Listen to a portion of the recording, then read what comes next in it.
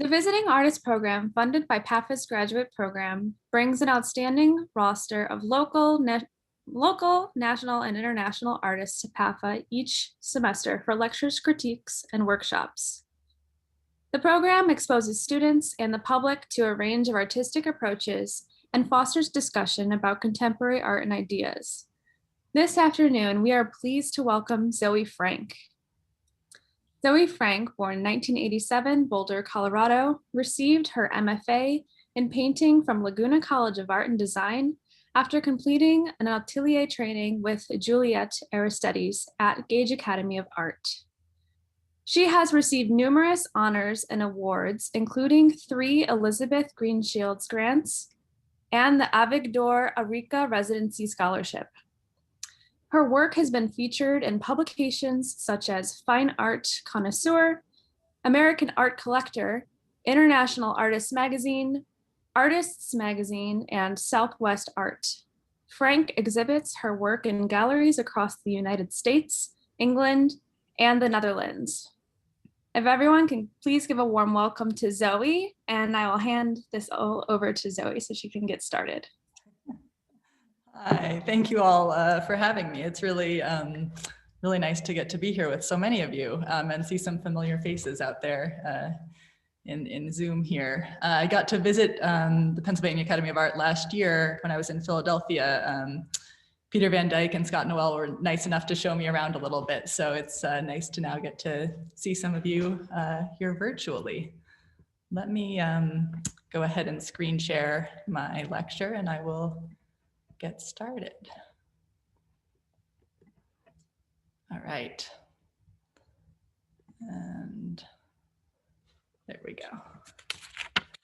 So let me begin here. Here we are. So I'm going to kind of go through my development and then talk about a little bit more kind of in depth about the recent work that I'm doing now.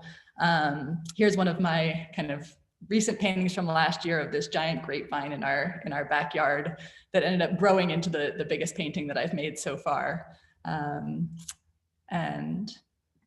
let's see, here's another recent painting. So you can kind of see where I've kind of come to, and then I'm going to go back and show kind of how I got here. This is Wedding, kind of a really kind of complicated kind of multi-figure composition where I'm trying out all of these ideas about composition, pictorial space, color and pattern, and kind of trying to bring a lot of things together into one painting here.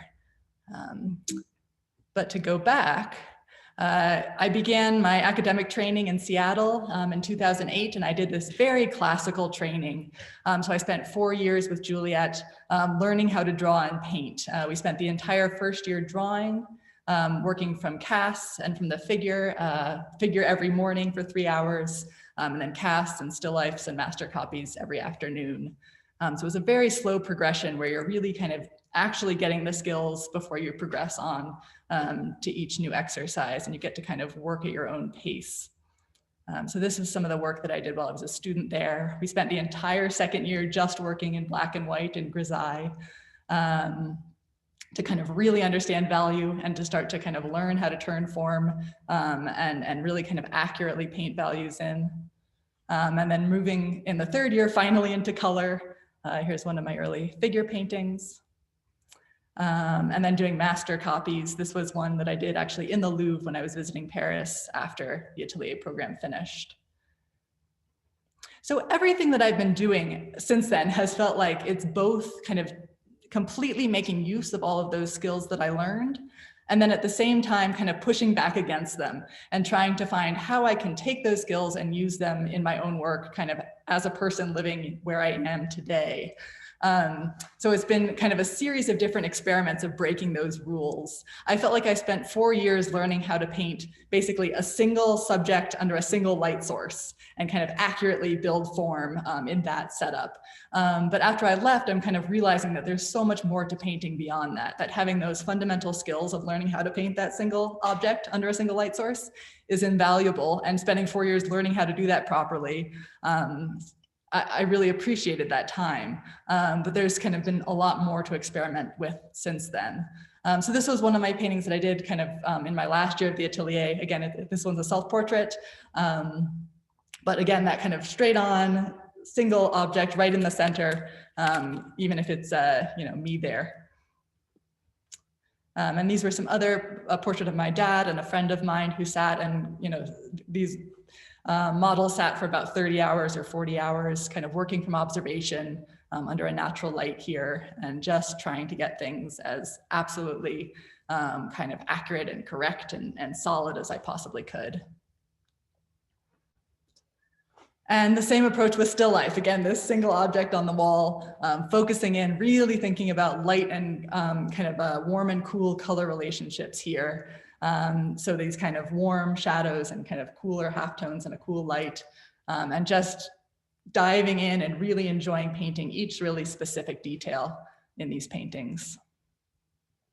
So this was kind of the last work that I did. I had a year off after I finished the atelier where I was doing these paintings. And then I went to graduate school, and I felt like my idea was that I had spent all of this time learning how to paint. And then I was gonna go and kind of figure out what to paint. And it ended up not being the case. I ended up getting kind of much more interested in learning a lot more, going more deep with how I paint, with the different ways that we can paint, rather than the subject. So I wanted to show this slide to kind of talk about that idea, that how we paint carries meaning, even more than what that subject might be. So here we have 4 paintings of a tree from different periods. And these paintings mean something really different to me, each of these paintings. I think that they're trying to say something quite specific. So if we compare maybe the Durand painting, this is a kind of romantic painting where it almost feels like it's about like the light of God kind of coming through the clouds and being present on the earth, in the moment. The whole thing is kind of lit by this divine glow of light with this tree, with this kind of solitary oak tree there. And as much as I think that painting is beautiful and I love that painting, I don't feel like I can paint like that today, because I don't feel like I'm living, I'm not a religious person. I don't feel like I'm living in a world that is infused with this light of God in every moment. That's not my experience of my day-to-day life. And painting in that way feels kind of anachronistic to kind of try and use that approach, which is more like that approach that I was taught in the atelier. So if I compare that to the Mondrian painting below on the lower left, it feels like this painting is a painting that's about the rectangle. It's about the kind of divisions of space. It's the kind of negative shapes there become just as important as the positive shapes, right? So it's about all of these triangles kind of fitting together and the way that those lines divide up that whole rectangle of the canvas. So it's just a painting of a tree, but these have completely different meanings. And this is something that I've become kind of really interested in investigating in my work as I've been moving forward. So the first kind of set of experiments that I was doing when I kind of settled into graduate school a little bit more were about time, and realizing that these paintings that I was really excited about in that period showed this aspect of process and time in them. So on the surface of this Hublot painting, we can see these little tick marks around the edges where he's kind of finding the drawing and placing things in and adding swatches of paint. On the Antonio Lopez Garcia, there's kind of all of these layers of paint built up. You can see it on the back wall where it looks like something was painted in and then painted out. And then very extremely on the mother's face on the far right, there's actually like 2 eyebrows. It's as if he kind of decided to move her head and he just left it, the kind of previous version of what was there. So you can see both of them kind of sitting simultaneously together. And I just found that so exciting. Like, how can we combine this kind of accurate observational painting with this kind of engagement with the actual process of making it rather than just that final product. So here's a couple other paintings that I was thinking about in this mode that kind of come to be out of how they were made over time and observed, and that they couldn't have been made like they're brought about by the kind of circumstances of their making. So in Sangram Majumdar's painting over on the right, there's a reflection of a figure here on the back wall And in an earlier state of this painting, there was an actual figure standing there, casting that shadow, and she's gone, but that shadow remains. And so there's a sense of kind of unexpectedness and mystery in these sorts of paintings that I wanted to kind of have happen in my own. So this was the first painting that felt like a real breakthrough for me. This cabaret painting that I made in my second year, I guess at the end of that first year of graduate school. I was taking a class about time. And the way that I'd been taught to paint, I had this kind of set process that I had learned where we would do a really accurate drawing that we would spend as long as we needed to get it completely right. And then I would transfer that drawing and do an underpainting, kind of a wipeout or a laying in a kind of thin wash of umber, and then painting section by section to a complete finish through the whole painting. And this, what I've discovered is that as I try and change how I'm working each time, I need to set up problems for myself that force me to do it differently. So I can't just decide that I want my paintings to look different. I have to set up different kind of problems to fight up against. So in this one, I'm painting my cabaret as I'm using it every day. So these, paper towels and brushes and paint and my painting apron, all of that, all of those things are kind of moving in and out and changing in the composition every time I work. So I was painting and then kind of each day coming in and seeing a new arrangement and having to go in and just grab what was there. And that kind of forced me to paint in a new way that felt a little bit more organic and engaged through kind of the whole process for me, rather than having everything pre-planned and kind of executing it step by step.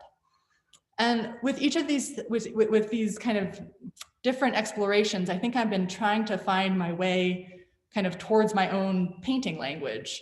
And I've had to try a lot of things out as I go, and some of them kind of stick through. So this aspect of time has really carried through everything I've done since. And then other experiments have kind of fallen by the wayside, and I've tried them and kind of said, okay, that doesn't work that well. But this felt really transformative for me. The other aspect of this painting is that you can see this was actually started on 2 pieces of linen, 2 separate canvases that I put together that I had painted something else on. And then I took them off the stretcher bars and mounted them onto this larger panel so that even the parameters of the painting, even the kind of proportions of it weren't predetermined.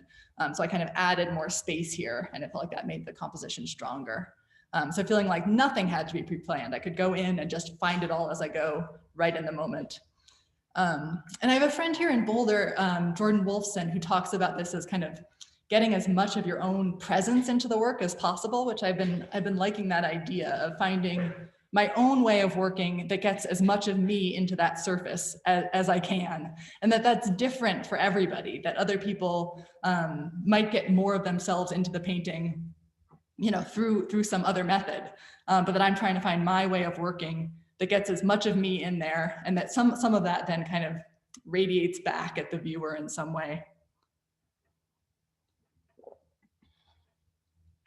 So this was a painting that I did soon after that of the kind of workspace underneath the MFA building. So in this case, I had no control over the space. Other students were coming in and using those kind of tools and machines and kind of moving things around.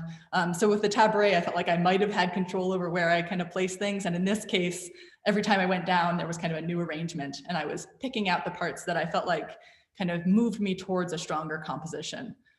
So kind of chasing it a little bit and then letting it kind of find itself, seeing how I could kind of add more in and take things away to let it sort of coalesce into an arrangement that felt really inevitable and settled. Painting plants has been another way that I've explored this idea, because they're changing all of the time, and it makes me have to kind of find it as I go and kind of chase those shifts. So I started this painting when the little lemon there was, just a tiny bit of a lemon, and watched it grow and develop over the course of several months as I continued to paint and work on this painting. So the tree never looked like this. It was never, these leaves were never all in this arrangement at once. But I was going in and finding these little bits of it and then sort of building my own composition of what this lemon tree could be.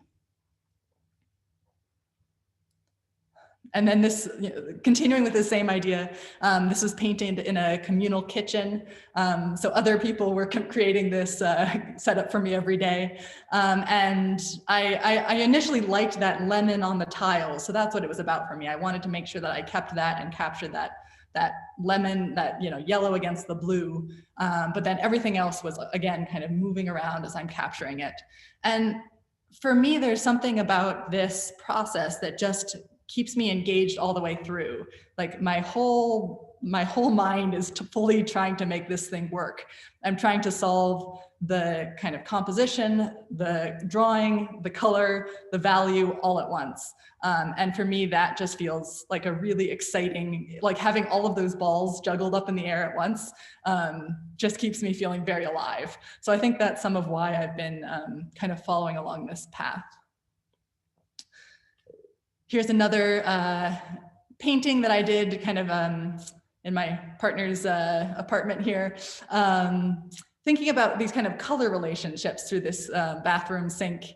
I was working from observation over a couple weeks here. And again, these things are moving around. And thinking about them almost like little notes, like having these kind of blues that I follow through, like do, do, do, and then these little oranges that go do, do, and then these kind of light greens that are kind of bouncing off each other. And I think I added that Post-it note up top a little bit later on to kind of, felt like I needed something else to balance up top. If you kind of cover that up with your eye, I think it feels a little bottom heavy. I mean, it's kind of echoing that open cabinet underneath the sink. So kind of rebalancing, continuing to think about how these kind of colors and shapes can echo each other and rebalance the composition as I'm building it up. And kind of another one in this same mode, kind of using these really mundane subject matter, in part because I think like I'm really interested in these formal elements of the painting, and when the subject matter becomes kind of really strong, if there's a really clear message that you're trying to bring with the painting, sometimes that can kind of win out and take over, and the viewer might only see that. And for me, kind of using these really kind of everyday motifs has allowed me to kind of let go of some of that narrative, some of that kind of intensity of what the subject matter is, and just focus on these kind of shape relationships, which is what I've been so excited about exploring. So just very simple narratives, like we have a cup that's upside down and a cup that's open. We have these kind of shapes of the canisters echoing each other and forming a little kind of V shape.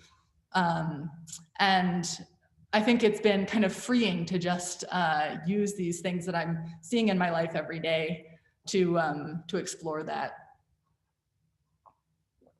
The other thing I guess to mention is that I hated painting still lifes before. When I was doing the atelier process, you would spend like hours and hours just like arranging things and just pushing a little cup over another couple inches and then moving this cup over here and adding things in and taking it out and like trying to get it perfectly right all at once. And I just found that process to be kind of agonizing. So these, where I just kind of come in and see what's there and then add something and take it away and find it as I go, just felt like an incredible kind of sigh of relief. They're like, oh, I don't have to have this figured out all at once. It can be kind of a dialogue between me and what I'm seeing in the painting, and like together we can kind of come to something. Takes the pressure off of me a little bit here in some way.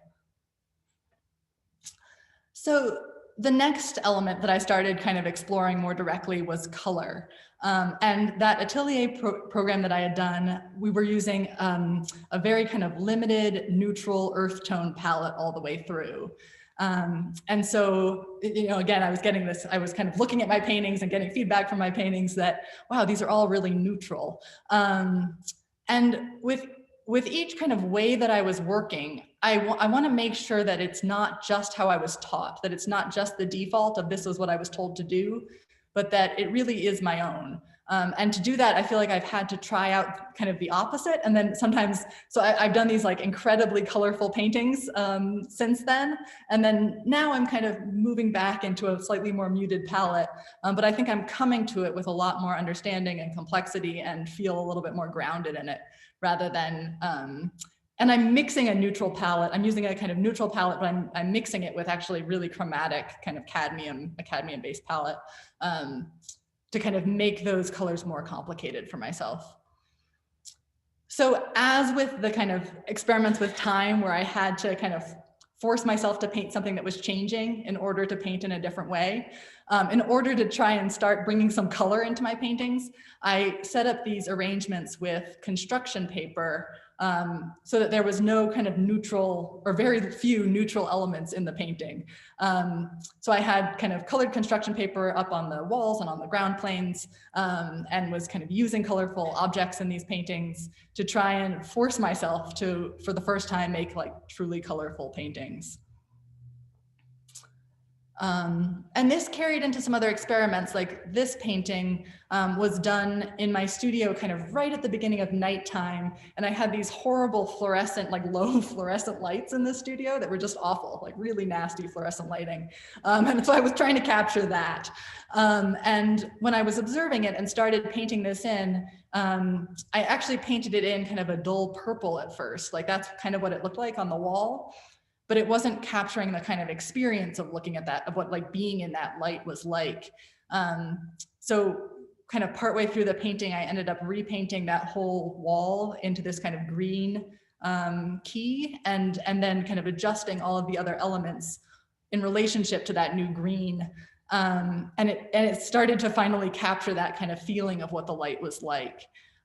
So I've been thinking about kind of keying these paintings kind of around one color some of the time to kind of get that sense of atmosphere that I'm thinking about. In that same notion, like these are both white, you know, I'm looking at a kind of white door frame here on the left and a white trim on this window on the right, and thinking about like, what is the kind of feeling of the color that I'm seeing when I'm looking at that, and can I just sort of push it further? Can I exaggerate it a little bit to get the kind of feeling of what that space is like? So in the laundry room, there was this progression of a cool outside, you know, in those far windows, and then this really warm light in that kind of laundry room space, and then this door in front of me that had a really cool light on it. And so I was kind of playing with how far I could push that. How blue could that cool light get?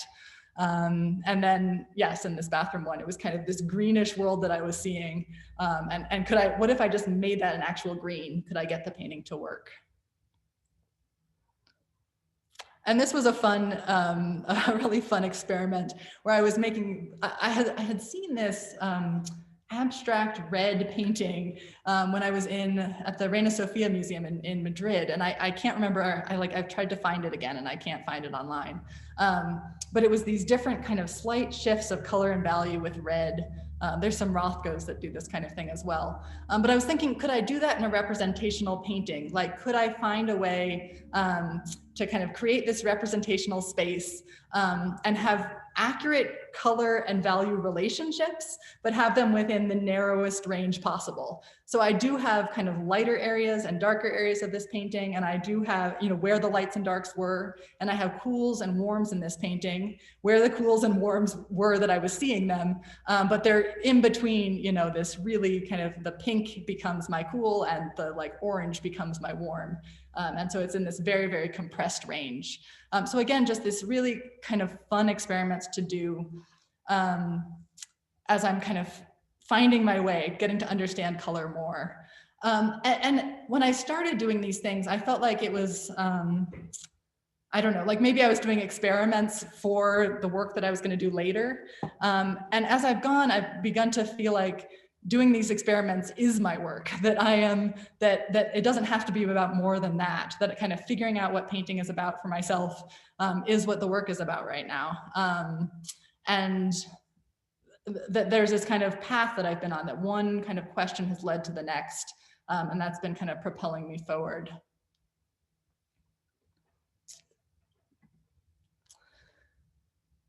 So kind of another idea that I've been thinking about, or that kind of came up as I was kind of on this progression, has been thinking a lot more about composition. So as I was showing at the beginning, all of these paintings that I was doing with that academic training had this kind of single object in the middle. And at first I thought like, oh, this is just like, this is the kind of paintings that I like. I really like these simple kind of direct paintings, that this kind of central composition, this frontal orientation is really strong and kind of iconic.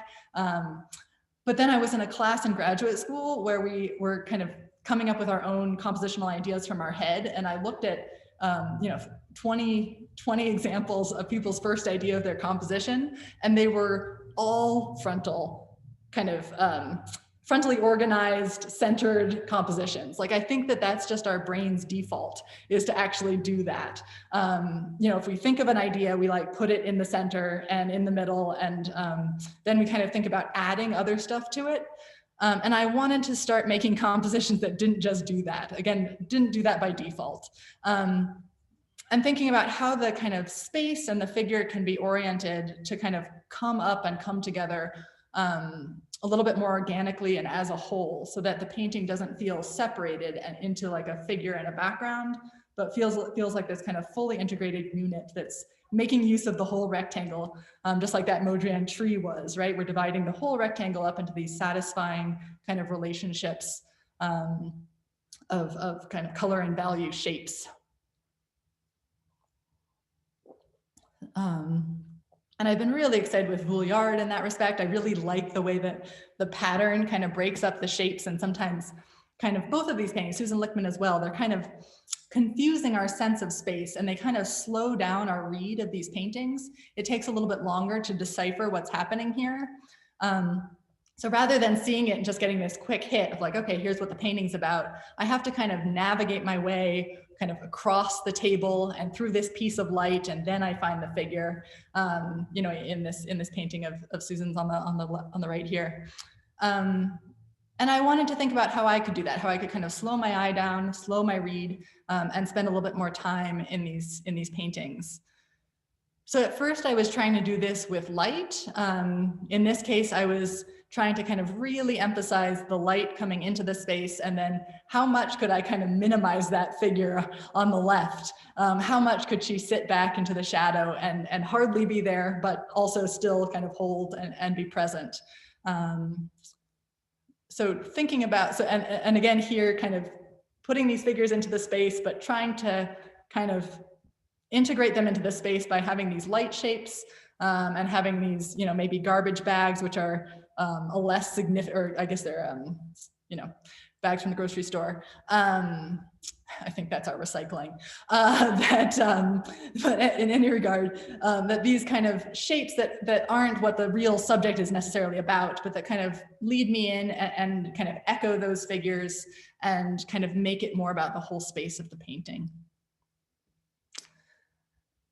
In this one, I'm again kind of using that big beam of light across the floor to kind of try and slow myself down, and trying to kind of think about how I can almost camouflage these figures into the space. So I'm putting a book in front of the face of one and this light shape across the face of the other, so that we see it first as this kind of triangle of light, and then hopefully as a person there. And thinking about kind of how can I have, so that light beam across the floor is a really quick read, and then these other kind of smaller, more intricate shapes of the figures, maybe we see second. And it's really hard to get ourselves to kind of look second at the figures. Our brains are so focused on humans that we like immediately find them in a painting. And I think I had been taught to kind of paint the figure so specifically, and spend so much time kind of learning each kind of bit of the musculature and each kind of turn of the form. It's hard to kind of let that go and just let the figure be kind of a simple shape that kind of is just there kind of in service of the whole image a little bit more. So that's been something that I've been playing with. And here there's another kind of color experiment going on where I've tried cranking all the colors up kind of as far as they could possibly go. Can I make a painting that's as colorful as it could possibly be? And again, I'm taking colors that I'm seeing in that environment, and I'm just kind of turning up the dial on them. And in this case, kind of all of them, and letting them just kind of compete with each other here. in a way that was really fun. And I think I did a number of these paintings, which are just kind of at full color. And it ended up actually, so that was kind of one path that I was going on. And I ended up sort of getting to a dead end there where it felt like there was kind of there's only so bright you can go with these pigments, like that you can't go beyond those kind of strongest pigments straight out of the tube. And that to actually go further with color, I needed to back off and actually go kind of deeper and more complicated. And I'd sort of taken it to the extreme, and now I need to kind of go inward with it. Because there's really like infinite numbers of color relationships that we can have, but they have to be those kind of much more subtle, complicated, muddy, mucky, kind of surprising relationships, I guess. So that's one of those places where I was like kind of on a track, and then I realized like, okay, no, this doesn't serve me anymore, and I'm kind of going in a new direction now. And another kind of portrait where I'm thinking about how to kind of incorporate her into that whole space. In this case, kind of I added this kind of patterned almost wallpaper here into the setup and her dress, and thinking about how that plant and the space and the light can kind of integrate into making this a kind of full painting.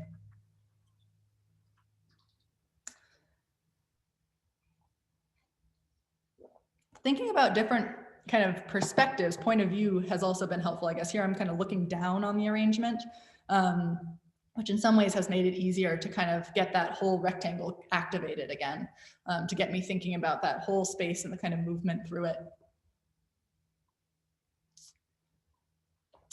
So, and then the next series of kind of investigations, this was a couple years ago, I read this book, William Dunning's Changing Images of Pictorial Space, which kind of blew my mind somehow, because it was looking at each period of history and kind of thinking about how kind of the space, the kind of flatness and depth within the painting, how far back your eye is going into the space. Like that those were kind of decisions that at each period there's kind of a different impulse, a different kind of goal in the work. And it's not that, you know, kind of in the Renaissance or Baroque they're better at creating space. It's that there's kind of a different set of concerns in these different periods. And I started getting so much more excited lately. My initial impulse, I guess, which you could probably see in that atelier work, my initial interest in painting came from the kind of Renaissance and Baroque, looking at these kind of great masters of, you know, Raphael and Leonardo and Vermeer, you know. And since then, I've gotten interested in looking further back and further forward. So looking at, you know, these kind of Greco-Roman paintings, or kind of early Renaissance paintings like a Piero della Francesca, and then looking into modernism and, you know, with the Cézanne, or kind of getting into de Kooning and abstract expressionism and all of that.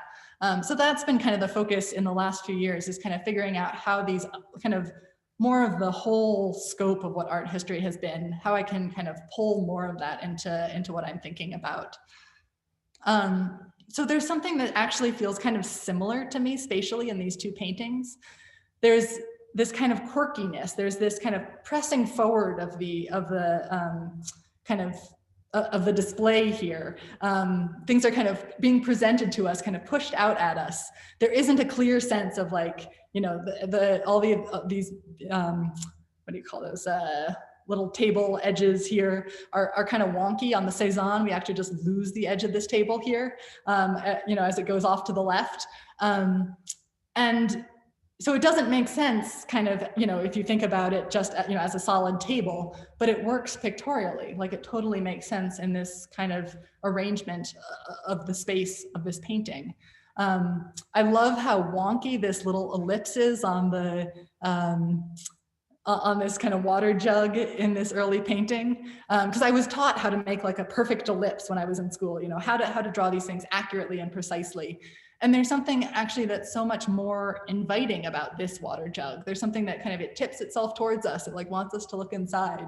And it feels like tactile and observed and sort of something that kind of invites me in, that feels like it's done from a specific perspective rather than, you know, kind of with linear perspective where everything is kind of corrected to this, schema that doesn't actually seat the artist anywhere in the space. These paintings feel like they're observed by a person in a specific kind of location. So I've been thinking about I made this series of about 15 of these sandwich paintings, again, taking something that's incredibly stupid and mundane to make this series of paintings that kind of explore pictorial space for myself. So I was thinking about this first one, and again, just trying out different little ideas in each of these. So in this one, we have this, in the vessel of this fresco, this Roman fresco here, there's sort of a different perspective on the top of the ellipse than on the bottom. We're like looking straight ahead at that bottom of the base of that planter. And then at the top of it, we're kind of, again, tipped forward. So I actually made this painting on the left from two different perspectives. So I did half of the painting while I was standing and half of the painting while I was sitting, and tried to just reconcile those two different perspectives into one image, just as, again, these are just playtime in the studio.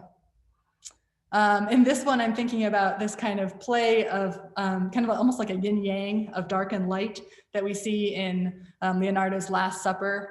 And how could I get my sandwiches to do that? How could I have this kind of dark side and light with the lights penetrating it, and this light side with the darks penetrating it, and have those kind of seen together? In this one, we're thinking about kind of Baroque space and having the space actually kind of push out of the canvas surface towards the viewer.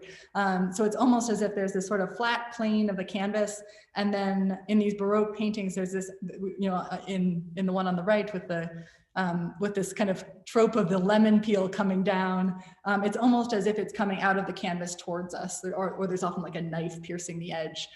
So thinking about how that kind of sandwich and that piece of paper on the front could kind of push forward out of the canvas into our space.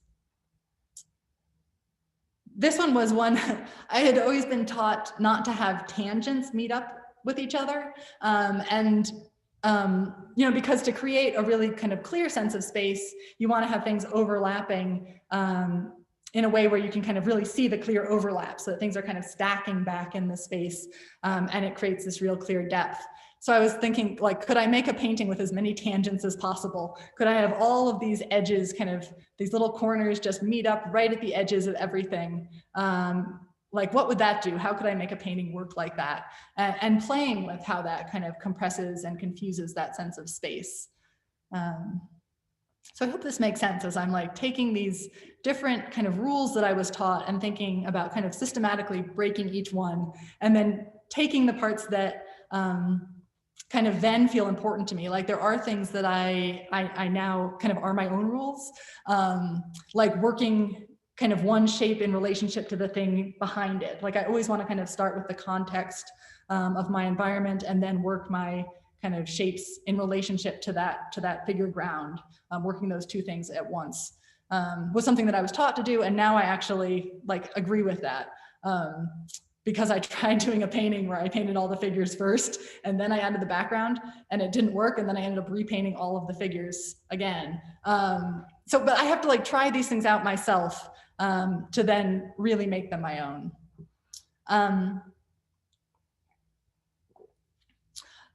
So the paintings that I always, that like made me want to be a painter were these really complicated kind of multi-figure religious paintings, that we see in the Renaissance and in the Baroque period. And I wanted to try and start making these more complicated arrangements myself. So I was looking to historical paintings as the starting point. So again, instead of having this kind of one figure in the center, how do I start to build these more complicated environments? So one way that I've done it has been to kind of, this one is maybe the most direct, where I'm actually taking some of the figures from the original painting, from the Velázquez, and putting them into my painting, and then recasting some of the other figures in this kind of contemporary setting, this brunch, and combining the two. Others have been more subtle, like this one. I was actually doing the sketches for this in a museum, kind of looking at paintings. But it's not referencing one painting in particular. I was thinking about some of the ideas that I'm seeing in those historical paintings, like having the figures echo each other. I really love that I should pull up an example of this, but I love that in historical paintings like these. I have the kind of two male figures are kind of on that same echoing angle. And then these two female figures, we have this kind of echoing hand from the man to, this is a self-portrait of me again, to this hand, and those two women kind of echoing each other's poses there. So this one I was thinking about is this kind of awkward dinner party where in this case, everyone is kind of fully expressing how they're actually feeling rather than kind of keeping it buttoned up. So maybe this man at the bottom here is extremely bored, and this guy, you know, really likes the gal in the center, and I'm kind of think this is funny, or I'm kind of awkwardly reacting to it. But just that these, I'm kind of using experiences maybe that I'm thinking about in my life, and then kind of using them as an excuse to put figures together and think about how I can kind of compose people, which is what I've been most excited about, is kind of these formal aspects of these repetitions and light and color and shape. This one was kind of the most ambitious painting I did. Now I'm working on another one that's sort of in the same series behind me here.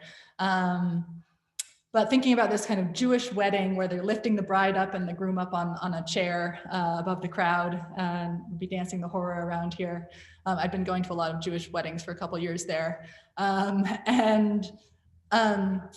This painting is based off of the raft of the Medusa here. So in this case, I'm kind of using it like an armature. I'm thinking about it like the metal armature within a sculpture that gives the kind of gesture and structure to the thing. But then I'm building kind of my own sculpture on top of it. So you can kind of see the repetition of the figures kind of from the Jericho, and even the kind of structure of the venue that I've placed these people into is taken from that raft, that sail, that angle of the sail.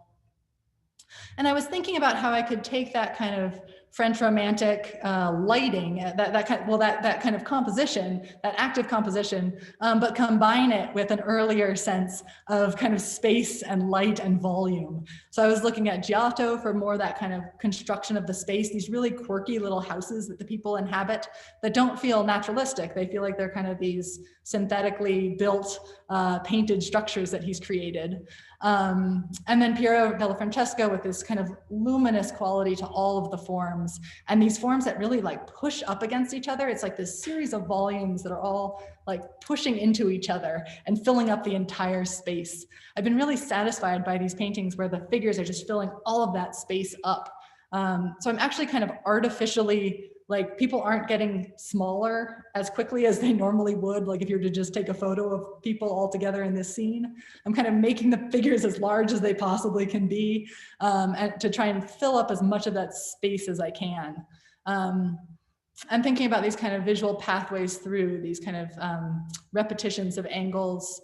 And I've been really excited about the kind of patterning, like I guess kind of like we saw in that Vouliard painting that I showed, the way that pattern can start to kind of confuse that sense of space, so that it's not just creating this clear depth, but that there's a kind of flattening to the surface, almost kind of reinforcing it like a wall, like a fresco or something, or like a quilt. I've actually just learned how to quilt this winter, because I've been thinking about these paintings as like these quilted, collaged pieces that come together and kind of build this flat pattern, so that there's this play between the flatness and the depth.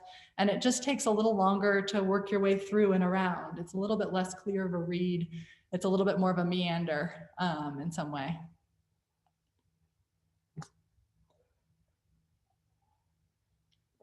So another concept I've been thinking about, I think this is the last one I'm going to talk about here today, is starting to bring these elements of abstraction into my work. So you've probably been seeing that in some of these images.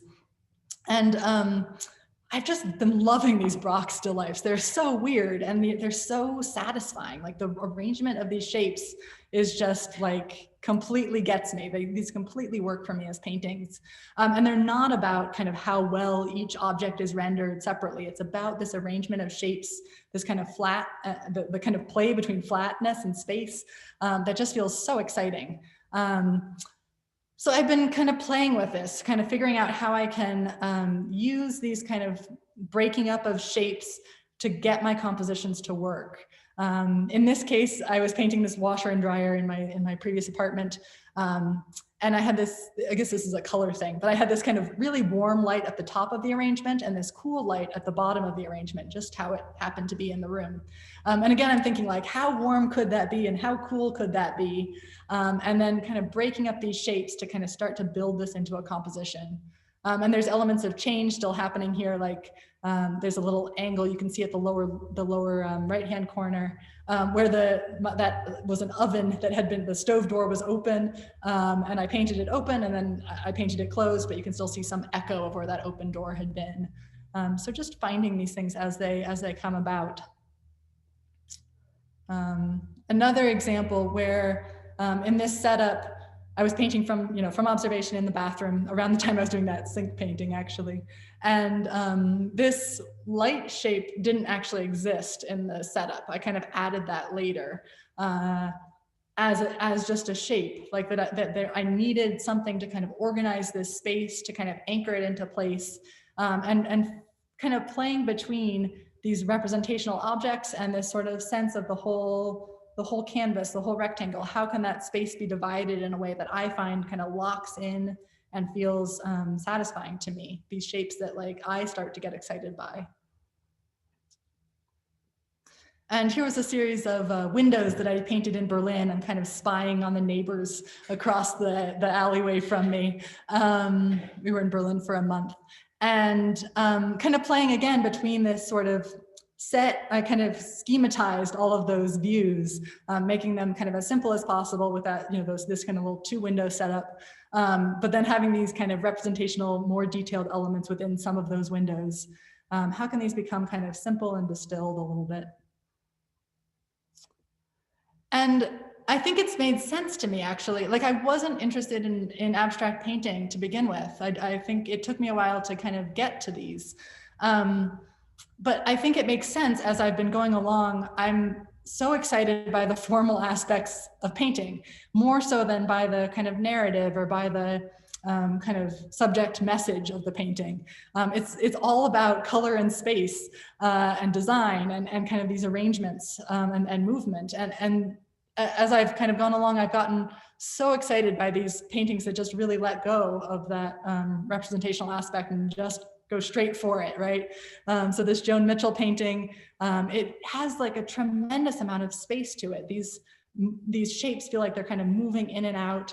And there's kind of a hierarchy of like this area of kind of concentrated activity and these kind of areas of space. It's like the same kind of principles that I was thinking about with these historical, representational compositions that are just sort of distilled down into their essence in these paintings. And I've also been really excited by Cecily Brown, where we're kind of moving between representation and figuration, where we have these figures who are kind of slipping. De Kooning talks about these kind of slipping glimpses as you're working, so that the figures are kind of coming in and out of form. And so I've tried to make a couple paintings that really push myself even further in that direction. So here's the kind of swimming pool arrangement with all of these figures, and starting to really, really fracture the space and let the paintings be paintings first and foremost. That I was interested in this as this kind of experience of these color and form relationships rather than needing to really paint, each of those figures in this swimming pool. And this one is taking it even further.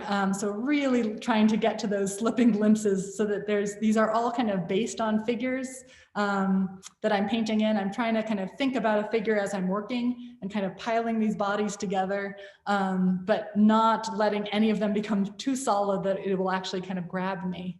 I was thinking about this Titian, Diana and Actaeon painting as the composition. You can kind of see the arc of figures through here and through here. I'm actually kind of repeating here. You can see on the right, the kind of fabric is actually painted from the original. So I'm kind of combining these, kind of using that as the basis, again, the kind of armature for the composition.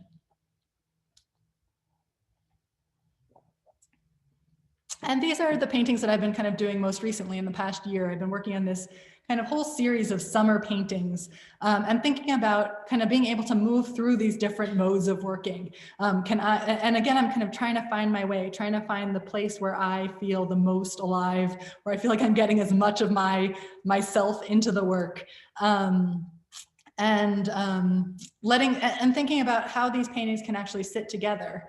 Could I have a show where these almost entirely abstract paintings can sit with these ones that kind of move in between, and then a kind of more fully representational one. And in each of these paintings, I'm continuing to kind of look to art history, looking at paintings. It feels like, I don't know, that paintings need to be made in relationship to painting. That has to be like where it's kind of emerging from, where it's born from.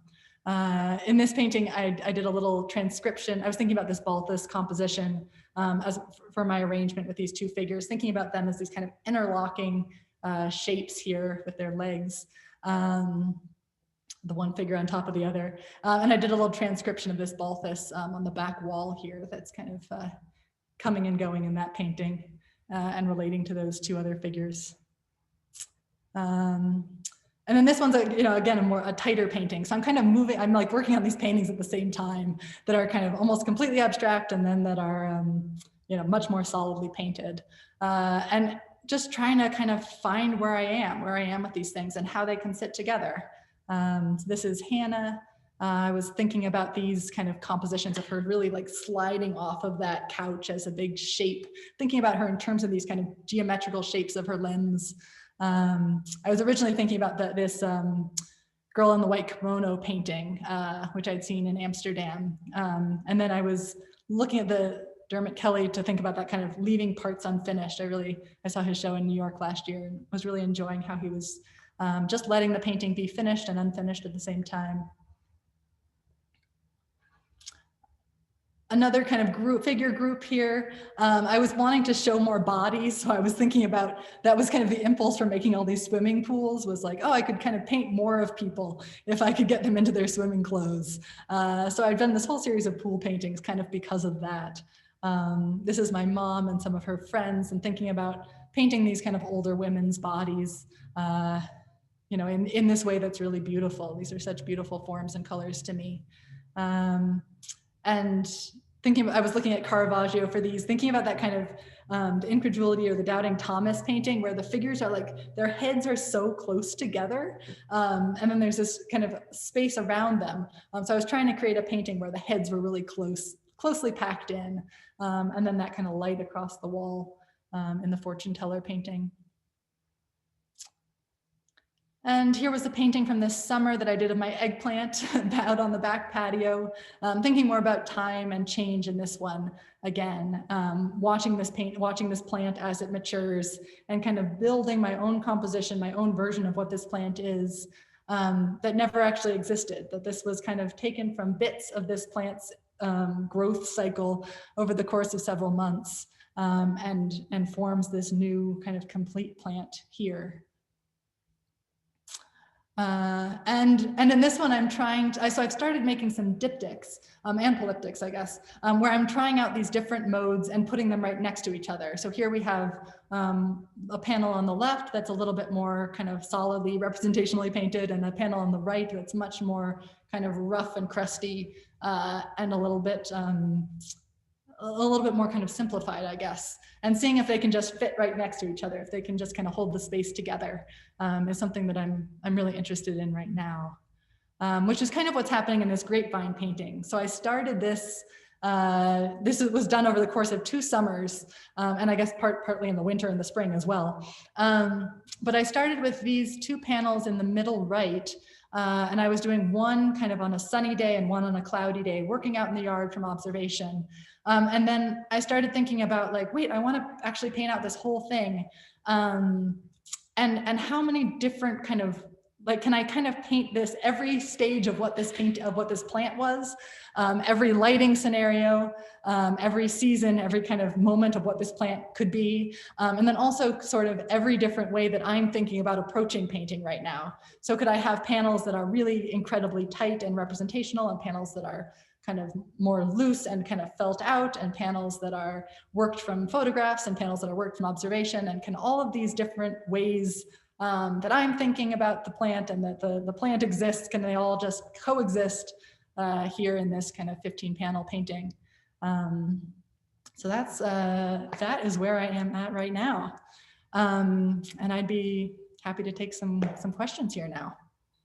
Okay, thanks, Zoe. This has been like so fun to listen to. I know that myself and a bunch of other people who are here have like consistently heard your name brought up in their education, and it's so nice to hear from a direct source. So we have a lot of questions, so I'm going to get started with those. And if anyone has any questions that they want to add to the questions here, if you don't, if you see that your question isn't or hasn't been asked already, feel free to type it in the chat. I'm going to kind of sift through these.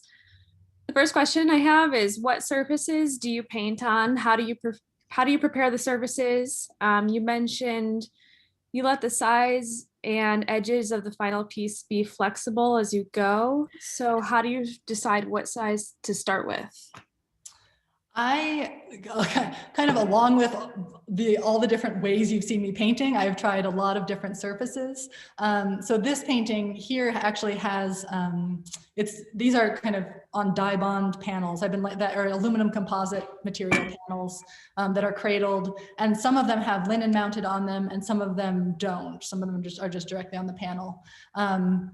In this case, I was kind of, deciding, I kind of decided on the format for each of them. I had a couple panels that were that original size, and I just carried it through. And some of the paintings, like the painting behind me, I kind of did studies for and pre-planned, and I did a whole bunch of these kind of color studies and drawings to get ready for it, and then I stretched it, and that's the size. And then other paintings, I have some across the room here, I guess, that I'm looking at. I'm starting with what I originally think I want the size to be, and I'm using just unstretched linen, in this case, just tacked to the wall, and I just start painting on it, and then I use blue painter's tape to kind of crop in eventually. So it's sort of around halfway through, like once I get sort of the whole first pass, the whole thing kind of in there, then I start to go back through and kind of crop or think about expanding, and then build a panel that is that size and mount the linen and then keep painting on it, kind of partway through the process. All right, so the next question is, what type of palette do you work with in terms of colors? Do you have any favorite paint or pigments that have surprised you? Maybe like a recent palette. Yeah, I don't have exactly a set palette. I'm kind of, again, depending on the project, I'm trying out different things. Mm-hmm. I can grab, I don't know if you can, let's see here. Here's my palette here. But I am tending to do kind of a really chromatic palette these days. Thinking about like, a lot of cadmiums, often having kind of a warm and a cool of each color. So the full palette might be like a cad lemon, cad yellow, cad orange, cad red, alizarin, black, phthalo blue, ultramarine is kind of my, and then titanium white. But then I'm doing other paintings where I'm trying out just like a 3-color palette where I'm mixing, kind of pre-mixing a lot, or I just started another one where I'm doing kind of a strange 3 colors where I'm not able to quite match what I'm actually seeing, to kind of think about that kind of keying the painting in one direction or another. So kind of deliberately limiting what I'm able to do with some kind of strange pigment. So rather than having any yellows on the palette, I have kind of a light green in this other painting that serves as my yellow, and just kind of makes everything a little weirder. Yeah. Also, this is reminding me, because if you didn't write any of the colors down, like I just didn't, this is being recorded. So this will be on YouTube, that you can, go back and rewatch and test some of these colors out on your palette, or, get some notes. So it's on the PAFA Academy's YouTube channel, and it's under the Visiting Artist Programs playlist. It'll probably be up in a week or so, and we'll post to our Instagram, VAP_PAFA, when that's available. Just want to throw that in there because I think that was one of the questions coming in later. Do you use photography and paint from life? How do you structure your more elaborate compositions? I guess you have a lot of historical references. I guess is there a moment where photography comes into play? Yeah, I've been doing these larger scale multiple figure ones have been from photo references. So I've been planning out the compositions first, often looking at historical sources and sketching from my imagination. And then sometimes even doing a color study kind of from my imagination. So I'm like making the plan, and then I'm getting kind of friends and family and other folks to come and kind of model pose for photos, and I'm taking photo references and then kind of putting it together. I end up actually just working from all the separate photos and from my study rather than trying to combine it digitally, because when I tried to do that, it felt too locked in. If I'm kind of have all of these separate pictures that I can kind of go between, that felt a little bit more fluid, and like I was able to kind of make the figures end up kind of getting bigger and larger as they kind of need to fit in relationship to each other, and their poses change slightly, like, and I end up taking people out and adding them in and moving things around quite a bit as these paintings kind of come to be. And another composition question. What's a book title that blew your mind? Spatial relationships may be related to that. And also, I'll just add that David Debelwolf commented the book Changing Images, Pictorial Spaces and Illusions, which I know I've seen on your website before as well. Is there a book in addition to that? Yeah, I really enjoyed that one. I've been liking Michael Fried a lot. I have a self-portrait workshop that I'm teaching, actually starting this Saturday if anyone's interested.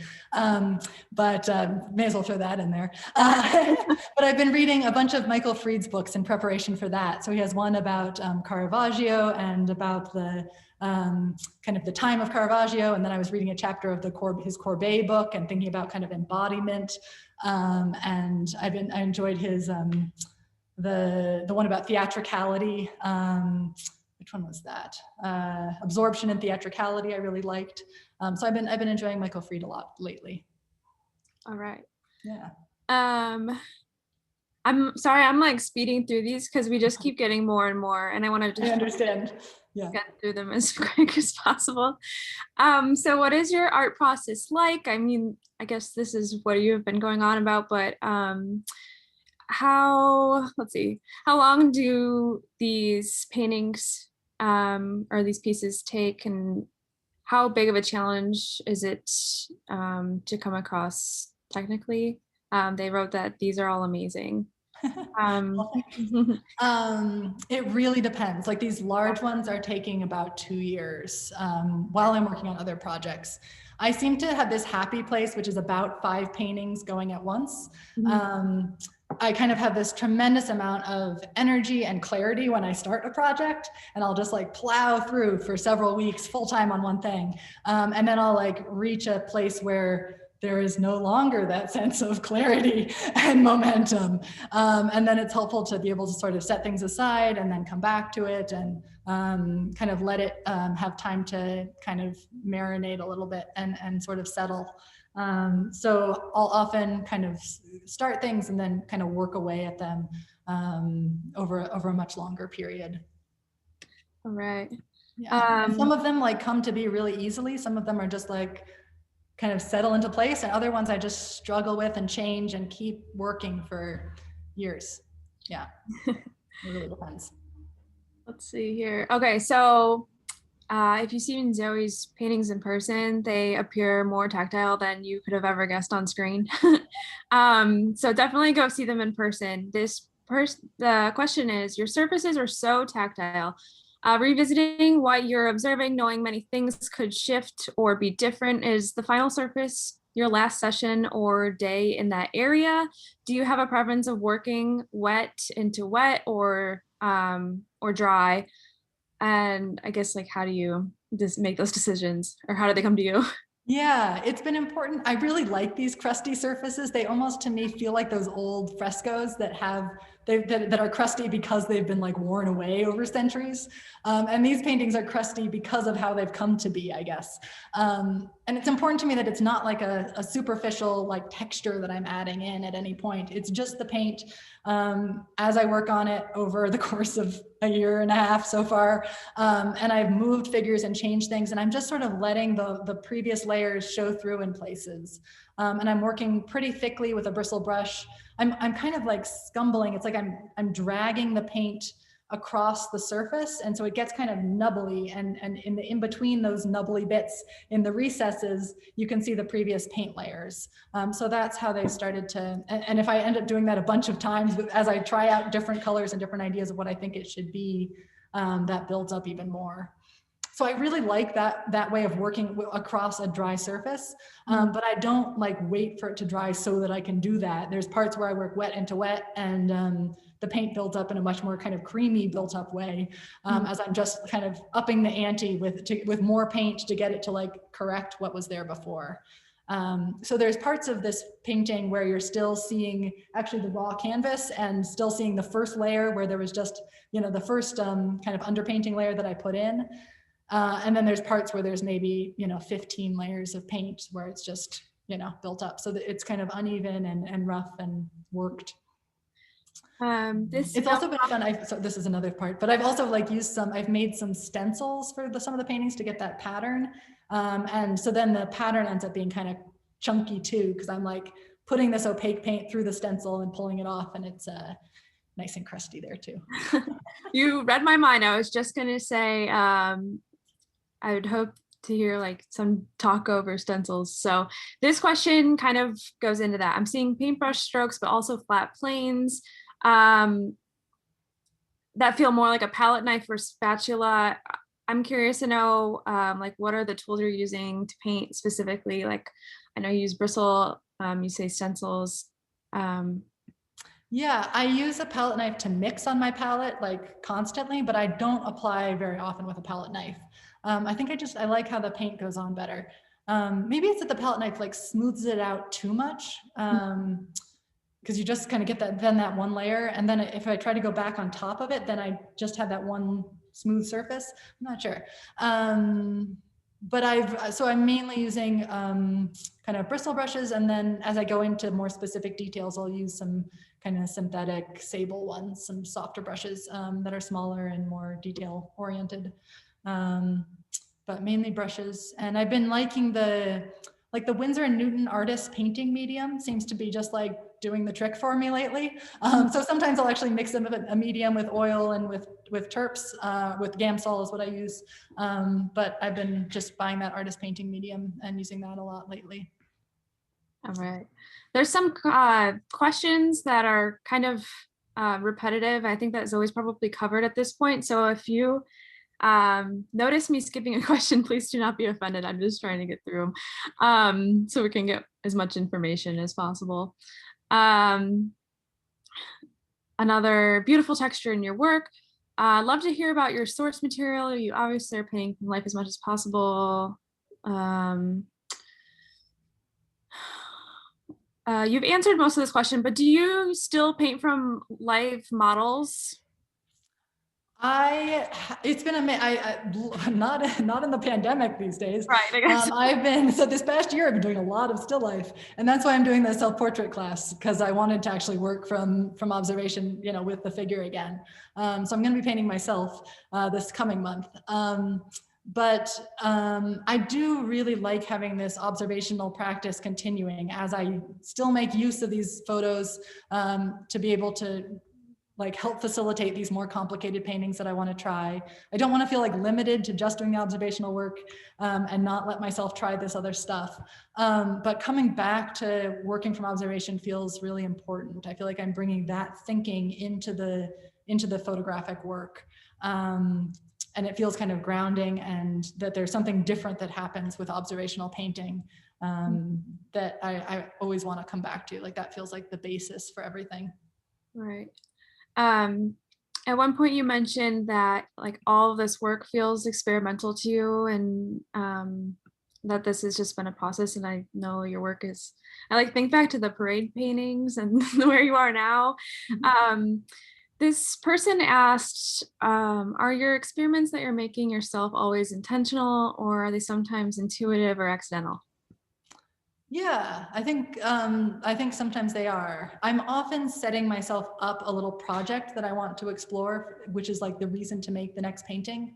And it's usually coming out of the previous painting. So I'm like, I tried this thing, like this part of it was working, this part of it wasn't working. Like, how can I make this go better next time? And I'll like set myself up for another painting that kind of answers that question. But then a lot of the experience of actually making the paintings is kind of intuitive and experimental, and things that just kind of emerge from it that I go, kind of realize, like, oh, that actually was a better idea, or that kind of thing. All right. Mm-hmm. I have, how has the pandemic / lockdown affected your painting? I guess limited sources as far as human models, but is there any other restrictions that have been put into place onto you, or how have you kind of navigated that? Yeah. I mean, the biggest change is I was teaching out of my studio and I've switched to teaching online. So that's been a bigger shift.